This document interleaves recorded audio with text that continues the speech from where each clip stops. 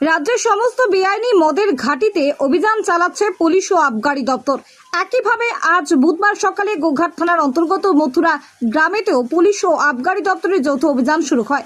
মথুরা গ্রামের একাধিক এলাকায় অভিযান চালিয়ে বেআইনি মদের ঘাঁটি ভেঙে গুঁড়িয়ে দেওয়া হয়, নষ্ট করা হয় মদ তৈরির কাঁচামাল, উদ্ধার করা হয় বিভিন্ন সামগ্রী।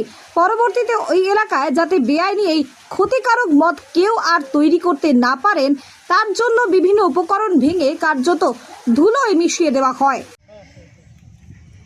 আমাদের একজন একটু ঢুকে রাখো। ঠিক আছে।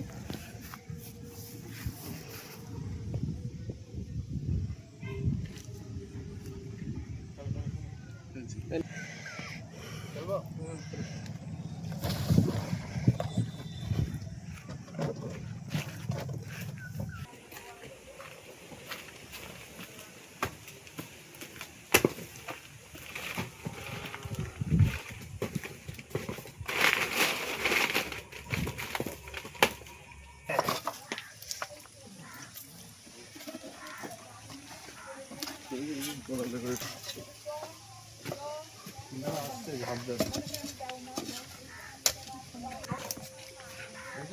হ্যাঁ